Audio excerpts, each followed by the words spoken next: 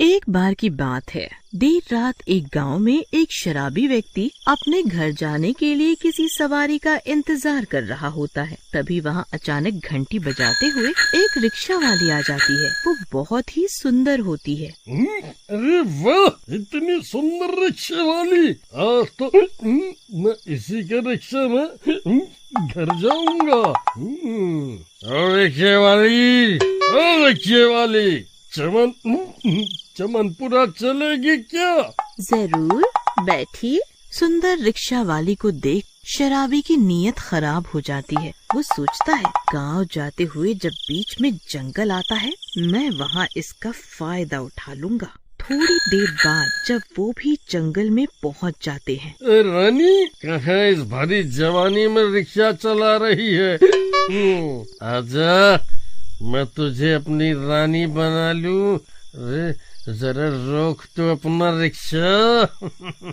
जब ही रिक्शा वाली पीछे देखती है, शराबी की सारी शराब उतर जाती है। वो रिक्शा वाली चुड़ैल बन गई होती है। वो बहुत भयानक रूप ले लेती है और रिक्शा रोक लेती है। मुझे अपनी रानी बनाएगा तू? मैं तुझे 72 हूरों के पास ही भेज देती हूँ। आज तेरी जिंदगी का आखिरी दिन है।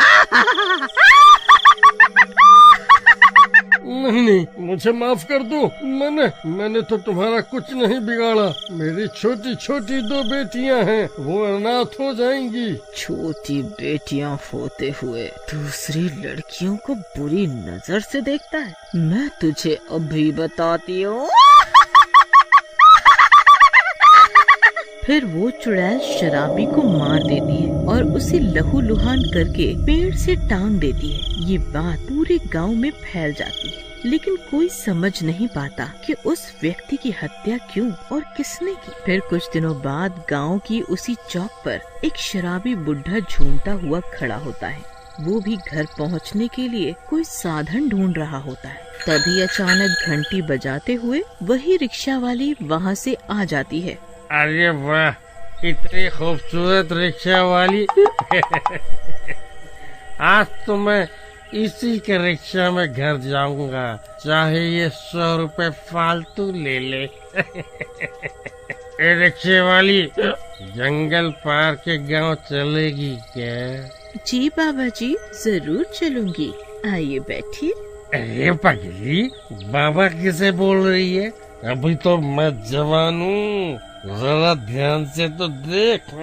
उस बुढ़े की नजर भी रिक्शा वाली को देखकर खराब हो जाती है। वो भी सोचता है, जैसे ही ये रिक्शा वाली बीच जंगल में पहुँचेगी, मैं इसका फायदा उठा लूंगा। फिर जैसे ही वो जंगल के बीच पहुँचते हैं, शराबी बुढ़ा उसको तंग करने के इरादे से अपने हाथ से उसका कंधा पकड़ लेता है। ये देखकर चुड़ैल को बहुत ज्यादा गुस्सा आ जाता है और वो भयानक रूप में आ जाती है। गुस्से में वो चुड़ैल शराबी बुढ़े का एक हाथ खा जाती है। बुढ़ा दर्द से तड़पता हुआ जमीन पर बिलबिला रहा होता है। हे भगवान, ये क्या बला है? कौन है तू? तूने मेरा हाथ क्यों खा लिया? मैं तो तुझे प्यार ही कर रहा था।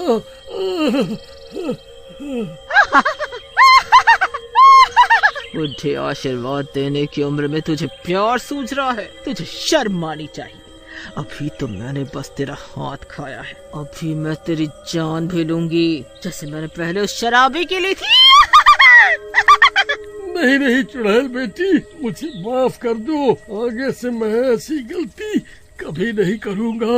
माफ कर दो मुझे, माफ कर दो। पर चुड़ैल उसकी एक नहीं सुनती और उस बुढ़े की लहूलुहान शरीर को पेड़ से टांग देती है। अगली सुबह जैसे ही ये बात गांव में फैलती है, लोग अचंभे से हैरान परेशान रह जाते हैं। किसी को समझ नहीं आता ये क्या हो रहा है। सभी को लगता है ये जंगल ही श्रापित है और सब उस जंगल से रात को आना जाना बंद कर देते हैं। फिर कुछ दिनों बाद गांव के मुखिया का लड़का राजू, जो बहुत ही शरीफ और बुद्धिमान था, उसी चौक पर देर रात घर जाने के लिए किसी सवारी का इंतजार कर रहा होता है। तभी अचानक रिक्शा वाली चुड़ैल अपना रिक्शा लेकर वहाँ से गुजरती है।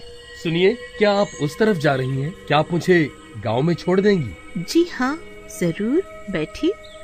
फिर वो रिक्शा वाली राजू को लेकर वहाँ से चल देती है। राजू को रिक्शा वाली को देखकर बहुत दया आती है और वो उससे पूछता है, सुनो बहन, क्या तुम्हारे घर में कोई नहीं है जो तुम्हें इतनी रात को रिक्शा चलाना पड़ रहा है? अगर कोई ज्यादा मजबूरी है तो मुझे बताओ, अगर मैं तुम्हारी मदद कर सका तो जरूर करूँगा। ये सुनकर रिक्शा वाली चुड़ैल दंग रह जाती है। उसे समझ आता है कि सभी मर्द एक जैसे नहीं होते। जैसे ही वो जंगल में पहुंचते हैं, रातों रात 12 बजने के कारण रिक्शा वाली चुड़ैल में बदल जाती है। क्या तुम बोलती नहीं बहन, मुझे बताओ। पर जैसे ही बोलने के लिए चुड़ैल मुंह पीछे घुमाती है, राजू दंग रह जाता है। वो कांपने लगता है। डरो नहीं भाई, मैं तुम्हें कुछ नहीं कहूँगी। मुझे आज पहली बार किसी ने बहन कहा है, नहीं तो इस गांव के सभी मर्द छिछोरे ही हैं। पर चुड़ैल बहन, तुम चुड़ैल कैसे बनी? क्या गांव में जो हत्याएं हो रही हैं वो तुम ही कर रही हो? हाँ, सभी हत्याएं मैंने ही की है। वो सभी मर्द गंदी नजर के थे, वो समाज पर कलंक थे, इसलिए मैंने उन्हें मार दिया। चुड़ैल बहन, सभी मर्द एक जैसे नहीं होते। तुम्हारी ये हालत कैसे हुई? फिर चुड़ैल अपनी आप बीती बताती है। पहले ये रिक्शा मेरे पति चलाते थे। एक दिन घर के बाहर वो अपना रिक्शा लगा रहे थे, तभी कुछ शराबी आए और उनसे उन्हें छोड़ने की जिद करने लगे। मेरे पति के मना करने पर उन्होंने उससे मारपीट चालू कर दी। जैसे ही मैं बाहर आई, उन शराबियों की नीयत बिगड़ गई। उन्होंने मेरे पति को जान से मार दिया और मुझे उठाकर जंगल में ले गए और मेरे साथ बदतमीजी की।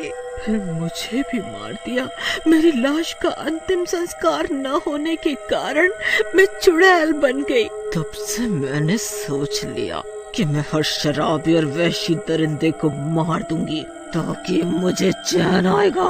पर चुड़ैल बहन, ऐसे तो तुम्हारा बदला कभी पूरा नहीं होगा। तुम्हें उससे बदला लेना चाहिए जिन्होंने तुम्हें हानि पहुंचाई। तुम्हें अपने पति और अपने कातिल से बदला लेना चाहिए। क्या तुम मेरी मदद करोगे भाई? हाँ बिल्कुल। फिर वो राजू को अपने कातिलों का हुलिया बताती है।